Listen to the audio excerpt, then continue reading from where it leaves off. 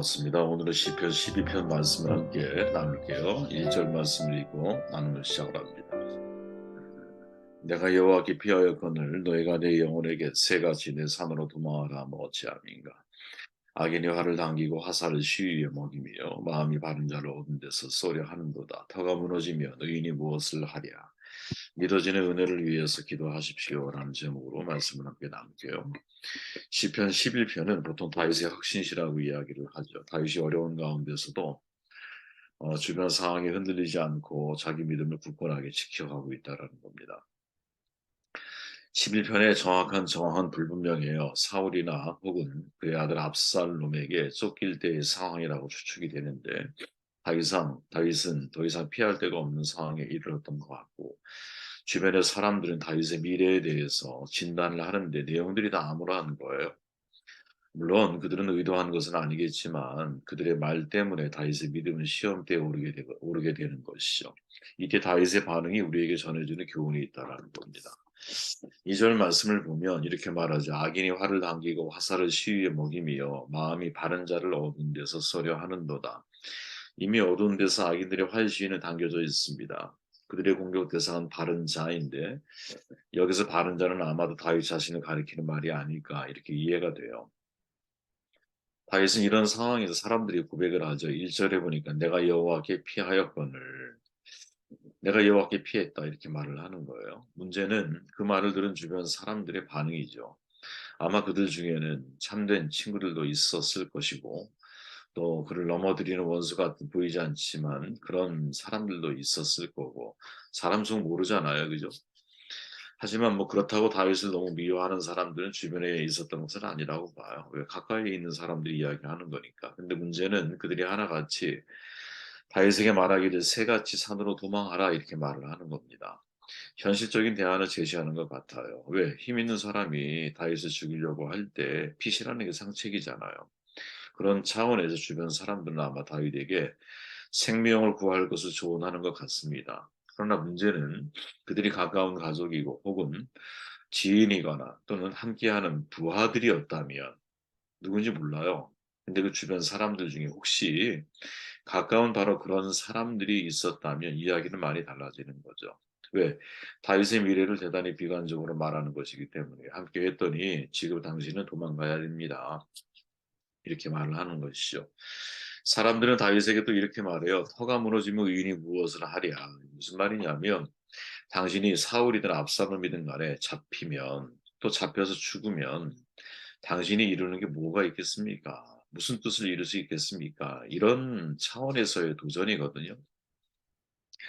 이건 정말 힘든 상황이죠. 터가 무너지면이라고 하는 말은 정말 결정적으로 다윗에게 무서운 말이 될 수 있는 거거든요. 왜? 내 안에 숨겨진 두려움을 자극하는 말이잖아요. 다윗은 자기를 쫓는 사울을 두 차례나 살려준 적이 있죠. 그런 상황을 지내고도 죽을 고비를 당하는 다윗, 부하들이 자기에게 이렇게 말하는 것처럼 느꼈을지 몰라요. 당신이 그렇게 당신의 옳음만 주장하다가 결국 잡혀 죽으면 무슨 소용이 있겠습니까? 이게 사울에게 많이 쫓기는 경우라고 가정한다면 이런 이야기일 수 있다라는 거죠. 만약에 압살롬에게 쫓기는 가운데 이런 이야기라면 이제 끝났다라는 거죠. 왜? 당신의 아들이고 당신이 대적을 대적할 수 없는 상황이고 더더군다나 아이도벨이라고 하는 그의 생각이 그의 말이 하나님과 같은 무게감이 있는 제갈공명과 같은 사람이 돌아섰잖아요. 끝났다고 보는 거죠. 그죠? 만약에 이 두 상황 모두를 상정해 놓고 보았을 때도 다윗에게 있어 터가 무너지면이라고 하는 말은 굉장히 충격적으로 다가갈 수 있다라는 거죠. 여러분 누군가 우리가 위기적 상황이 있을 때 삶의 근간을 흔드는 말을 할 경우에 과연 저와 여러분들은 어떻게 반응을 해야 할까요? 이거 쉬운 일이 아니거든요. 그죠? 정말 힘든 건 뭐냐? 친한 친구들이나 가족들을 통해서 사탄이 우리의 믿음을 흔들 때죠. 좀 전에 말했지만 터가 무너지면이라고 하는 말은 정말로 우리의 믿음을 무너뜨리기 쉬운 말이거든요. 느헤미야가 이런 상황을 경험했잖아요. 예루살렘에 무너진 성벽을 재건하는 일 쉽지가 않았죠. 우리가 잘 알지만 느헤미야는 외압이 많았어요. 직접적으로 와서 공격하고 이런 건 아니지만 그냥 비방하고 비난하고 미래에 대해서 저주를 하고 막 이런 수많은 방해들이 있었잖아요. 그죠? 수많은 방해, 위협, 모함을 느헤미야는 견뎌내야 했거든요. 그 사실은 이 말이라는 게 더 무서운 힘을 발휘할 때가 많아요, 여러분. 그죠? 말로 사람을 두렵게 하고 미래에 대해서 암울하게 하고 그 말 한마디가 사람에게 비수가 됐어요, 여러분. 모든 거 다 때려치고 싶은 생각이 들게 만들 때가 얼마나 많이 있습니까? 느헤미야는 가만히 보면 느헤미야에게 벌어진 모든 사건들을 놓고 보면 그 52일 동안 엄청난 말의 전쟁들이 있었다라는 거죠. 대적들이 느헤미야를 넘어뜨리려고 그죠? 아주 무서운 어떤 계략을 하나 세웠는데 그게 뭐냐? 제사장과 선지자들까지 이용을 했다라는 거죠. 제사장 스마야가 둠을 물질하자 느헤미야가 그를 찾아가요. 스마야는 사람들이 너를 죽이려고 음모를 꾸미고 있어. 그러니까 성전 외소로 가서 수문하고 보내요. 아마 이 성전 외소는 제사장들만 들어갈 수 있는 성소를 가리키는 것 같아요. 그죠? 그런데 스마야는 제사장이니까 스마야의 말을 들은 느헤미야가 이 말에 대해서 어떻게 반응하냐면 이거는 음모다 이렇게 생각을 해요. 그래서 느헤미야 6장에 보면 이렇게 말하죠. 그는 하나님께서 보내신 바가 아니라 도비야와 산발라덱의 뇌물을 받고 내게 이런 예언을 함이라. 이렇게 깨달아요. 그리고 말하기를 나 같은 자가 어찌 도망하며 나 같은 몸이면 누가 외소에 들어가 생명을 보존하겠느냐. 나는 들어가지 않겠노라. 이렇게 말을 해요. 저는 이 장면이 대단히 중요한 장면이라고 생각을 하거든요. 왜? 사실 들어가면 이 말만 들으면 그저 그 상황에서 대피하는 게 맞는 거잖아요. 어떻게든 목숨을 좀 살려야 될 거 아니야. 그런데 그런 경청적으로 아주 위협을 느끼는 어려운 상황 속에서도 느헤미야는 이걸 분별을 내죠. 이때 원칙이 뭐냐? 저는 이게 중요하다고 보는데 성전은 내가 들어갈 수 있는 곳이 아니라는 거지. 제사장만 들어갈 수 있는 거잖아요. 그러니까 제사장만 들어갈 수 있는 곳에 범인인 나를 누가 제사장 스마야가 말했다라는 것 자체가 야 이건 음모구나 이렇게 판단하는 거죠. 저는 이거 참 우리가 배워야 할 중요한 모습이구나 이런 생각을 하거든요. 느헤미야가 알고 있는 것은 뭐냐? 내가 아무리 죽음의 위기 상황에 몰린다 할지라도 하나님의 성전 외에서 성전 제사장만 들어갈 수 있는 정해놓은 곳에 나는 들어갈 수 없다라는 거지. 근데 그 원칙이 진짜 느헤미야를 위협에서 구해내는 매우 중요한 그죠? 뭐랄까 선택 기준이 되잖아요. 우리가 이런 걸 잘 못하는 거거든. 그죠? 분명히 성경의 원칙이 있어요. 기준이 있다고. 그러면 우리가 예를 들어 두려움이나 환경이나 여러 가지 상황들 때문에 마음이 급해지거나 혹은 위기 가운데 처했을 때는 이 말씀이 잘 안 떠오르거든. 근데 이때 떠올라야 되는 거죠. 생각해야 되는 것이 어떤 게 진짜 하나님이 원하시는 원칙과 기준일까? 외압이 있어도 비난이 있어도 모함이 있어도 어떤 게 진짜 하나님이 원하시는 것일까 질문하고 내가 내 믿음의 포지션을 놓치지 말아야 되는 것이죠.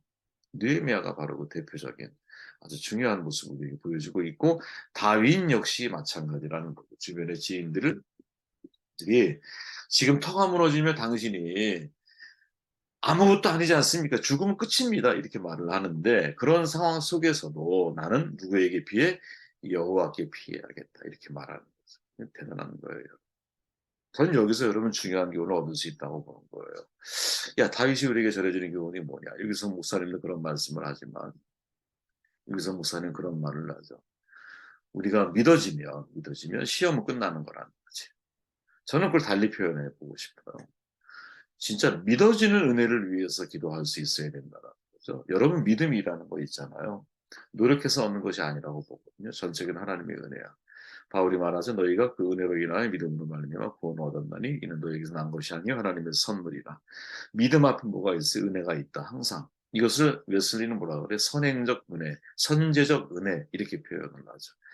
돌아보니까 내가 믿은 게 아니라 하나님이 내게 은혜를 주셔서 믿어지는 믿음 가운데 들어가게 하셨다는 것을 우리는 깨닫는 이 세상에는 여러분 믿으려고 노력해도 믿어지지 않는 사람들이 세상에 너무나 많거든요. 의지적으로 믿으려고 할 수 있지. 근데 그 지적인 믿음인 거예요. 지적인 믿음도 믿음이라고 표현할 수 있지. 그러나 성경이 우리에게 말하는 믿음의 수준은 그 너머에 있잖아요. 그 너머. 머리에서 믿으려고 하는 게 아니라 내 가슴이 믿어지는 거예요. 가슴으로 믿어지는. 우리가 잘 알잖아요. 마가복음 9장에 보니까 예수께서 이르시되 할 수 있거든이 무슨 말이냐. 믿는 자에게는 능히 하지 못할 일이 없느니라 이렇게 말씀해요. 그랬더니 곧 그 아이의 아버지가 소리를 지르 이르되 내가 믿나이다 나의 믿음 없는 것을 도와주소서 하더라. 아주 흔한 이야기지만 여러분 앞뒤가 안 맞죠. 믿는데 믿음 없는 걸 도와달래. 아버지의 마음으로 들어가 보면 아버지는 지금 믿기 위해 노력을 하는 거죠. 근데 믿어지지가 않는 거야. 그죠? 그러니까 너무 정직하게 표현하는 거예요. 내가 믿습니다.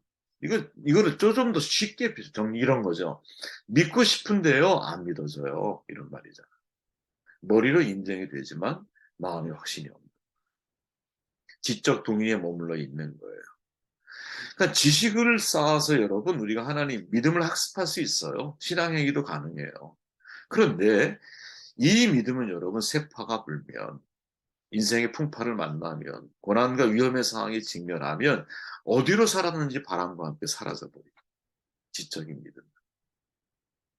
진짜 우리를 흔들리지 않게 하는 믿음은 뭐냐? 사랑에 기반한 믿음이거든요. 사랑에 기반한 신뢰 단계에 이를 때 머리 신앙으로 하나님을 사랑할 수는 없는 거예요.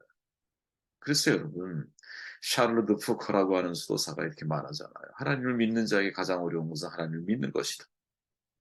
하나님을 믿는 자에게 가장 부족한 것이 있다면 그것은 하나님을 향한 신앙이다. 여러분 이것을 우리식으로 해석해 보면 어떻게 우리가 이거를 해석할 수 있느냐? 하나님을 믿는 머리로 믿는 자에게 가장 어려운 것은 사랑하면서 믿는 것. 그래서 머리로 믿는 자에게 가장 부족한 것은 하나님을 향한 사랑인 거예요. 하나님을 향한 사랑. 그죠? 이 사랑의 힘이 우리 가운데 있어야 되거든요. 그러면 어떻게 믿어지는 은혜 가운데 믿어지는 은혜? 이 은혜를 우리는 경험할 수 있을까? 지금까지의 성경의 말씀 안에서의 제가 드린 결론은 두 가지인데 하나는 경험적 차원에서 내가 하나님을 체험할 많이 하고 있을 때 그때 여러분 저절로 믿어져요.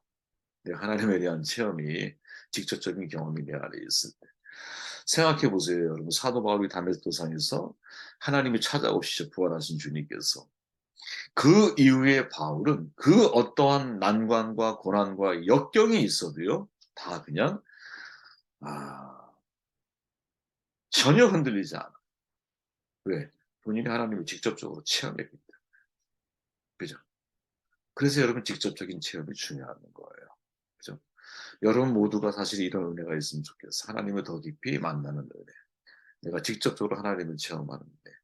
그런데 이 직접적인 체험을 우리가 이렇게 신비로운 체험을 우리가 하지 못할 수 있잖아요. 그러면 어떻게 해야 되느냐. 바울의 말이죠. 로마서 10장 11절에 보니까 믿음은 들으면서 나며 들으면 그리스도의 말씀으로 말미암느니라. 하나님 말씀을 들어야 되는 거지. 그리고 그 말씀이 믿어지기 시작할 때가 가슴에서의 나의 믿음이 태동하는 때이라는 거죠. 그죠? 하나님 말씀이 믿어지기 시작할 때. 그때 여러분도 모르는 사이에 내 안에서 믿음의 씨앗이 뿌리를 내리고 싹을 틔우고 자라고 있는 타이밍이에요. 끊임없이 여러분. 그때 이 말씀이 여러분들의 삶에 단단하게 세워져 가야 되거든요. 자, 주변 사람들이 다윗에 대한 반응, 다윗이 전혀 이해가 될 수가 없었어요. 그 주변 사람들의 심경은 한 구절로 요약이 되는데, 3절에 보니까, 기초가 바닥부터 흔들리는 이 마당에 의인인들 무엇을 할 수 있겠느냐 하느냐. 기초가 바닥부터 흘리는 상황에서 하나님께 피한다라는 다윗의 고백이 이 사람들의 눈에는 너무나 어리석어 보이는 거죠. 너무나. 그런데 다윗의 입장에서는 전혀 아니에요. 다윗은 어떻게? 내가 하나님 여호와께 피하리이다. 왜? 왜 그런 선택을 하고 있느냐? 다윗의 선 경험에 야, 내가 사람에게 피하는 사람이 나를 지키는 게 아니야. 라는 것을 너무나 절실하게 깨닫는 거죠. 인간의 이성적인 계산, 합리적인 사고, 이거는 큰 의미가 없어. 하나님은 그 너머에 계신 분이야. 보통 사람의 눈에 비춰볼 때 너무나 열악하고 다윗이 궁지에 몰려있는 것처럼 보이지만 이 상황에 대한 근본적인 해결은 누가 하나님이 하고 계신다라는 사실을 믿고 있는 거죠.